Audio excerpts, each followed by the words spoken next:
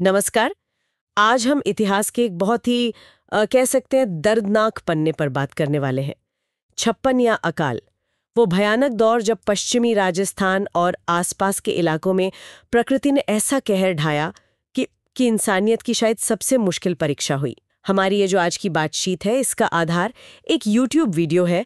उसमें इस पूरी त्रासदी को काफी विस्तार से बताया गया है, तो हम उसी के जरिए इस घटना को समझने की कोशिश करेंगे। सोचिए जरा उस राजस्थान की। आज जहां इंदिरा गांधी नहर से थोड़ी हरियाली दिखती है, वहां तब पानी की एक एक बूंद के लिए लोग तरसते थे। बस दूर दूर तक रेगिस्तान, भयानक गर्मी और जिंदगी पूरी तरह बारिश के भरोसे। हमारा मकसद यहाँ सिर्फ ये बताना नहीं कि कितना बुरा हुआ, बल्कि उस वक्त के लोगों का संघर्ष, उनका वो हौसला और हाँ, उस तबाही से क्या सीखा गया, उसको समझना है। क्या कोई अंदाजा लगा सकता है कि जिंदा रहने के लिए लोगों को पेड़ की छाल तक पीसकर खानी पड़ी होगी? चलिए इसी अविश्वसनीय मगर सच्ची कहानी की गहराइयों में उतरते हैं। वैसे देखा जाए तो राजस्थान के लिए अकाल कोई नई बात तो थी नहीं। पानी की कमी तो खैर हमेशा से ही वहां की सच्चाई रही है। बिल्कुल। वहां एक पुरानी कहावत भी है, तीजो कुरियों आठवों काल। अच्छा। हाँ, मतलब हर तीसरे साल आधा अधूरा सूखा और 8वें साल भयंकर अकाल। ये लगभग तय माना जाता था।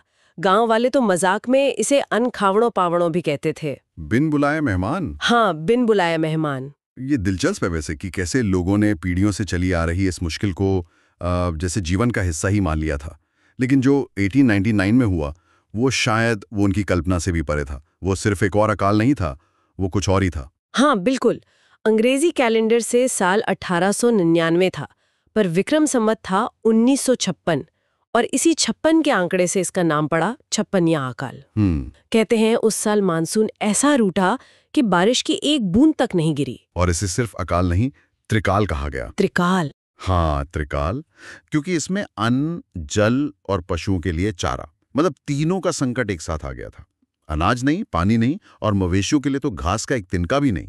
अंग्रेजों ने भी अपने रिकॉर्ड्स में इसे the great Indian famine of 1899 लिखा है। अच्छा। जो बताता है कि ये कितना गंभीर था। और इसका असर सिर्फ राजस्थान तक नहीं था।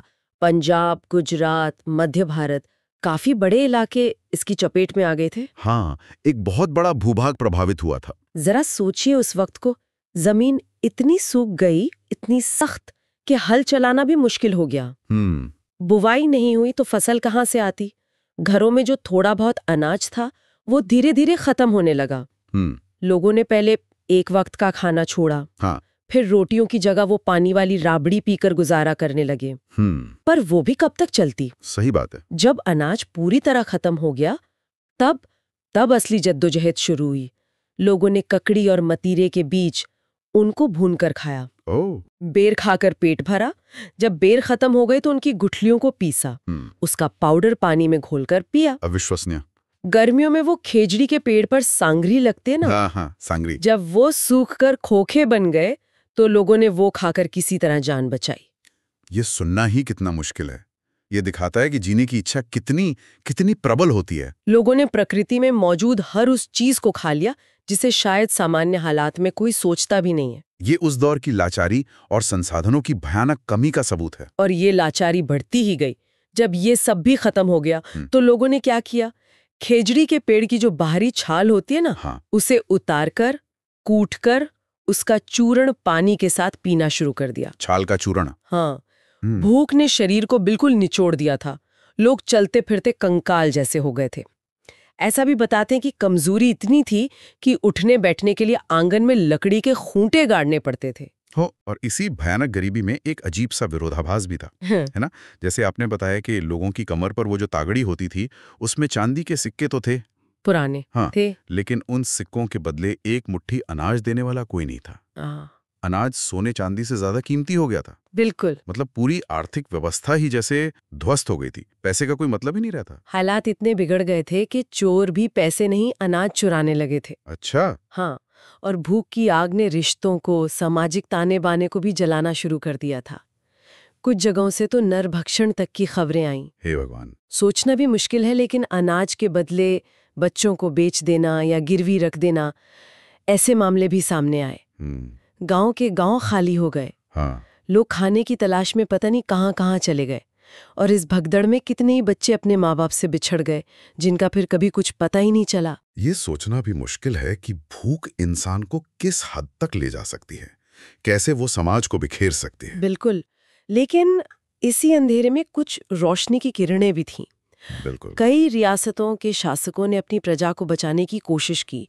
इनमें एक नाम जो बार बार आता है वो है रा गोपाल सिंह खरवा का। हाँ, उनका जिक्र आता है। उनके शासन का दूसरा ही साल था और उन्हें इस भयानक आपदा का सामना करना पड़ा, पर उन्होंने हिम्मत नहीं हारी। जगह जगह लंगर शुरू करवाए, अच्छा। जहां मुफ्त खिचड़ी और उबले चने बांटे जाते थे। राइट। और जब रियासत का खजाना खाली होने लगा तो उन्होंने अजमेर और ब्यावर के सेठों के पास अपने ठिकाने के गांव तक गिरवी रख दिए। सच में? हाँ, यहाँ तक कि अपने घर के जेवर भी गिरवी रख दिए, वाह। पर लोगों की मदद नहीं रुकी। और एक खास बात, उन्होंने अंग्रेजी हुकूमत से कोई मदद नहीं ली। अच्छा, ये महत्वपूर्ण है। इसी स्वाभिमान और अपनी प्रजा के लिए समर्पण की वजह से उन्हें बाद में अकाल के हीरो भी कहा गया। ये वाकई व्यक्तिगत साहस और नेतृत्व का एक असाधारण उदाहरण है। ये दिखाता है कि संकट के समय असली लीडरशिप क्या होती है, जो अपनी प्रजा के लिए अपना सब कुछ दांव पर लगा दे। खासकर उस दौर में जब, जैसा कि स्रोत बताता है, अंग्रेजी शासकों की प्राथमिकताएं शायद कुछ और थीं। हाँ, और सिर्फ शासक ही नहीं, समाज के कई दानवीर, भामा शाह जी ने कहते हैं, वो भी आगे आए। जैसे नागौर के श्री वल्लभ प्रीति का किस्सा है। हम्म। वो मुंबई में काम करते थे। हम्म। जैसे ही उन्हें गांव से चिट्ठी मिली कि लोग भूखे मर रहे हैं, वो सब छोड़कर वापस आ गए और अपनी जमा पूंजी लगाकर कई जगहों पर प्याऊ और भंडारे शुरू करवाए। एक और ऐसी कहानी चूरू की है। वहां एक सेठ थे, भगवान दास बागला। उनकी पत्नी ने पानी की इतनी किल्लत देखी कि अपनी निजी बचत से एक बड़ा तालाब खुदवा दिया। वाह। ताकि भविष्य के लिए पानी जमा हो सके। वो तालाब आज भी है, सेठानी का जोहड़ कहलाता है। ये तो बहुत प्रेरणादायक है। मतलब उनकी दूरदर्शिता देखिए। तो मतलब संकट के समय सिर्फ राजा ही नहीं, समाज के जो सक्षम लोग थे, उन्होंने भी अपनी जिम्मेदारी समझी। ये एक तरह से सामुदायिक एकजुटता भी दिखाता है। हाँ, हालांकि बीकानेर जैसी कुछ और रियासतों ने भी मुफ्त खाने का इंतजाम किया था, पर उस जमाने की एक बड़ी मुश्किल सामने आई। क्या? संचार के साधन नहीं थे। आज जैसे फोन है, इंटरनेट है, तब तो कुछ नहीं था। हाँ, सही बात है। तो दूर दराज के गांव में जो लोग फंसे थे, उन तक ये खबर ही नहीं पहुंच पाती थी कि उनके लिए कहीं राहत शिविर चल रहे हैं। ये बहुत अहम बात है। मतलब सिर्फ अच्छी नीयत या संसाधन होना ही काफी नहीं है। संकट के समय में इफेक्टिव कम्युनिकेशन और डिस्ट्रीब्यूशन सिस्टम, मतलब लॉजिस्टिक्स, उसका कितना बड़ा रोल है। इसके बिना तो अच्छी से अच्छी योजना भी शायद पूरी तरह सफल नहीं हो पाती। न जाने कितनी जानें और बचाई जा सकती थीं अगर सूचना पहुंच पाती। इस महाअकाल में कितने लोग मारे गए, इसका सही अंदाजा लगाना तो मुश्किल है। सरकारी आंकड़े तो करीब 10 लाख बताते हैं, लेकिन कई इतिहासकार मानते हैं कि असल संख्या 40 से 45 लाख तक हो सकती है। 40 से 45 लाख? हाँ, कहते हैं राजस्थान की कई रियासतों ने अपनी 1/4 आबादी, 25% आबादी खो दी थी इसमें। ये तो कल्पना से भी परे हैं। और जैसा आपने पहले भी इशारा किया था, स्रोत के अनुसार अंग्रेजी हुकूमत का रवैया इस दौरान काफी हद तक उदासीन ही रहा। उनकी प्राथमिकताएं शायद भारत के लोगों की भलाई से ज्यादा अपने साम्राज्य के हितों को साधना थीं। हाँ, ये उस दौर की एक कड़वी सच्चाई लगती है। इस त्रासदी में मानवीय कमजोरियों के भी उदाहरण मिलते हैं। जानकारी है कि कुछ अमीर सेठों ने लोगों की मजबूरी का बहुत फायदा उठाया। अच्छा, कैसे? उन्होंने भूखे प्यासे मजदूरों से सिर्फ दिन की 1 या 2 रोटी के बदले बहुत कड़ी मेहनत करवाकर अपनी बड़ी बड़ी हवेलियां बनवा ली। ओहो, ये तो शोषण हुआ। और एक बहुत ही दर्दनाक किस्सा है जो लगभग लोक कथा बन गया है। कहते हैं एक किसान भूख से इतना लाचार हो गया कि उसने अपनी पत्नी को खेजड़ी की सूखी सांगरी के बदले किसी और को दे दिया। क्या? हाँ, लेकिन कुछ समय बाद जब जेठ के महीने में मानसून से पहले वाले बादल गरजे, तो उसे अपनी करनी पर इतना पछतावा हुआ कि उसने आसमान की तरफ देखकर कहा, आध उखड़ी आधुरायो छाज, सांगर ही सरधन गई, अब क्यों गरजे आज। इसका मतलब आधा जेठ बीत गया, मैंने अपनी पत्नी रूपी दौलत तो सांगरी के लिए खो दी, अब इन बादलों के गरजने से क्या फायदा, जो नुकसान होना था वो तो हो गया। ये किस्सा ये सिर्फ अकाल की क्रूरता नहीं दिखाता, ये उस समय के सामाजिक मूल्यों पर, रिश्तों पर, नैतिकता पर जो भयानक दबाव था उसको दिखाता है कि कैसे एक्सट्रीम जरूरत इंसान को ऐसे फैसले लेने पर मजबूर कर सकती है जिसकी वो शायद कभी कल्पना भी ना करे। बिल्कुल। लेकिन यहाँ से कहानी एक कह सकते हैं उम्मीद भरा मोड़ लेती है। अच्छा। इतनी बड़ी तबाही, इतना नुकसान, इसके बावजूद इस अकाल ने राजस्थान के लोगों को तोड़ा नहीं। अच्छा। बल्कि इसने उनके अंदर हालात से लड़ने का, गिरकर फिर उठ खड़े होने का एक नया जज्बा भर दिया। अच्छा। जो लोग अकाल के दौरान अपना घर बार, गांव सब छोड़कर गुजरात, महाराष्ट्र या देश के दूसरे हिस्सों में चले गए थे, हाँ, पलायन हुआ था। उन्होंने वहां बहुत मेहनत की, व्यापार में लगे और धीरे धीरे अपनी लगन से, अपनी सूझबूझ से बहुत सफल हुए। कहते हैं यही वो दौर था जिसने मारवाड़ी समुदाय को पूरे भारत के बिजनेस मैप पर स्थापित कर दिया। हाँ, ये बात तो सुनिए। देश के हर कोने में उनकी सफलता की कहानियां सुनाई देने लगी। ये मानवीय लचीलेपन का, मतलब रिजिलियंस और एडेप्टेशन का एक कमाल का उदाहरण है कि कैसे भयानक से भयानक विपत्ति भी अनजाने में ही सही नई संभावनाओं के रास्ते खुल सकती है। ये एक तरह का विरोधाभास ही है कि जिस अकाल ने सब कुछ छीना, वही परोक्ष रूप से एक समुदाय के लिए इतनी आर्थिक उन्नति और फैलाव का कारण भी बन गया। शायद इसने उन्हें पारंपरिक बंधनों से निकलकर नए मौके तलाशने पर मजबूर किया। और लोगों ने इस त्रासदी से सबक भी सीखा। सबसे बड़ा सबक था पानी का मोल। हाँ, वो तो जरूर सीखा होगा। भविष्य में ऐसी स्थिति से बचने के लिए जल संरक्षण पर बहुत जोर दिया जाने लगा। राजाओं, सेठों और आम लोगों ने मिलकर जगह जगह कुंड, तालाब, जोहड़ बनवाने शुरू किए।